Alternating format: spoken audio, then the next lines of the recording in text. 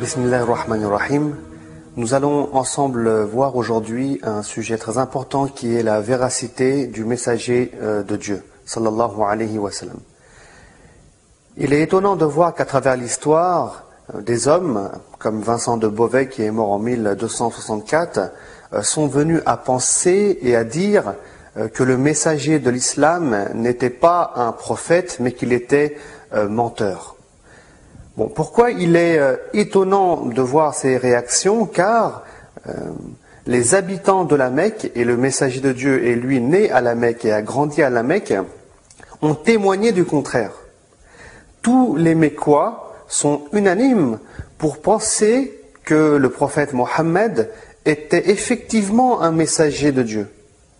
Ils n'avaient aucun doute à ce sujet-là. Le problème qui se posait avec les Mécois était le fait que le messager de Dieu venait donc avec un message qui était en désaccord avec les intérêts de la société mécoise, et c'est de ça dont on va parler aujourd'hui ensemble. Tout d'abord, en ce qui concerne la véracité du prophète sallallahu alayhi wa sallam, arrêtons-nous un instant sur le jour où le prophète sallallahu alayhi wa sallam appelle les habitants de la Mecque, et on est à peu près 2 ans après la première révélation. Le messager de Dieu appelle ses compatriotes à venir l'écouter, à venir écouter son message qu'il a à faire parvenir, qu'il a à dire. Et là, le prophète sallallahu alayhi wa sallam leur dit, voilà, si je vous dis que derrière moi, derrière ce mont, il y a une armée qui est prête à rentrer à la Mecque et à nous envahir et à nous tuer, est-ce que vous me croirez? Et les habitants de la Mecque vont dire, bien sûr qu'on va te croire. Tu es Al-Amin, jamais tu nous as menti, tu ne dis que la vérité. Et c'est là que le messager de Dieu va transmettre ce message qui lui est révélé. Et on voit bien à travers ces propos des Qurayshites qu'ils ne doutaient pas un instant sur la véracité des paroles de cet homme qu'ils connaissaient bien entendu depuis son enfance.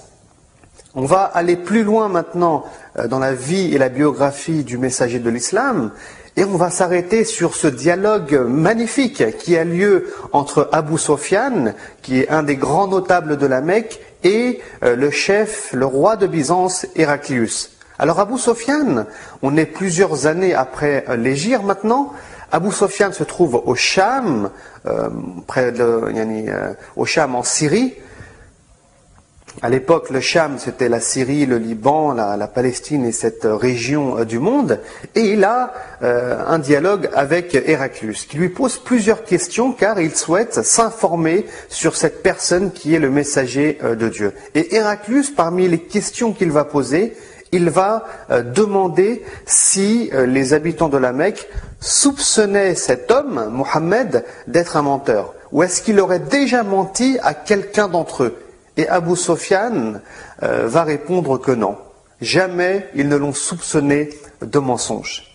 Et après ces quelques interrogations de Héraclius, ce dernier va s'expliquer sur cette question et sur les autres en disant, voilà, je t'ai posé cette question car, pour moi, si cet homme est incapable de mentir à son peuple, s'il n'a jamais menti à ses concitoyens, alors pour moi, il est improbable et impensable qu'il puisse mentir sur Dieu. Qu'il puisse mentir sur Dieu, c'est quelque chose qui est inconcevable. Donc, ni Abu Sofyan et ni Héraclius ici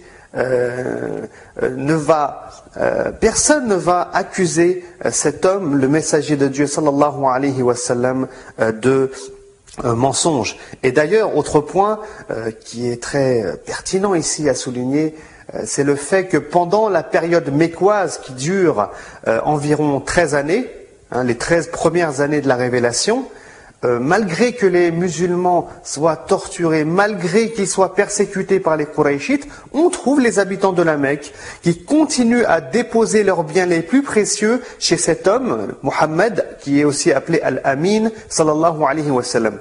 Ils continuent à déposer leurs biens les plus précieux, et lorsque les musulmans vont devoir quitter la Mecque, d'où l'hégire, cet événement est appelé l'hégire, Lorsqu'ils vont devoir quitter la Mecque, ils vont devoir laisser leurs biens et leur commerce, leurs terres derrière eux. Ils vont partir les mains vides. Et là, cet homme aurait pu dire, cet homme qui est Mohammed, aurait pu dire, on nous a tout volé, on nous a volé tous nos biens, alors je prends tous ces biens qu'on a déposés chez moi. Mais non, il s'agissait là du messager de Dieu, qui est un homme honnête, qui est un homme véridique, et qui a rendu tous ses biens aux Qurayshites, aux habitants de la cité, pour ensuite repartir à Médine. Et c'est son gendre et son cousin Ali, qui est aussi le 4e calife de l'islam, qui va rendre tous ses dépôts aux habitants mécois. Et il montre par ce geste, le prophète sallallahu alayhi wa sallam, sa sincérité et la véracité de son message. Alors, ce qui pose un problème entre les Qurayshites, pour résumer, entre les Mécois et le prophète de l'islam, ce n'est pas le fait de voir et de penser s'il est menteur ou pas menteur, mais c'est le message qu'il apporte qui pose problème. Et ce point-là, il est souligné dans la sourate Les Bestiaux, verset 33, lorsque Dieu nous dit « Nous savons qu'en vérité, ce qu'ils disent te chagrine. Or vraiment, ils ne croient pas que tu es un menteur, mais ce sont les versets de Dieu que ces gens injustes renient. » Donc, ils ne croient pas que tu es un menteur, mais ce sont les versets de Dieu que ces gens qui sont injustes viennent à renier. Alors, quels sont ces versets de Dieu? Bien entendu, ces versets constituent le message divin, tout simplement. Alors, ce qui pose problème, pour être plus concret, c'est quoi? C'est que le messager de Dieu vient et interdit une injustice qui est l'usure. Et ça pose un problème, car l'usure est appliquée et pratiquée dans la société mécoise. Ce qui pose problème, c'est quoi? Ce qui pose problème, c'est que l'islam vienne libérer la femme qui est sous l'emprise de l'injustice dans la société mécoise. On sait, historiquement parlant, que chez les moins aisés, lorsqu'une fille naissait, dès sa naissance, elle était enterrée vivante, car elle était un peu considérée comme une honte au sein de la société mécoise. Et la femme, qui n'avait aucune considération, n'avait même pas le droit d'hériter lorsque ses parents décédaient. L'islam vient, donne des droits, donne des devoirs à cette femme, qui sont certes différents de ceux des hommes, et l'islam vient aussi lui donner comme droit fondamental le droit d'hériter. Et ça pose un problème chez les Mécois qui avaient éloigné le sexe féminin de l'héritage. Ce qui pose problème, c'est que l'islam vient dire que l'homme et la femme sont égaux devant Allah, devant leur Créateur.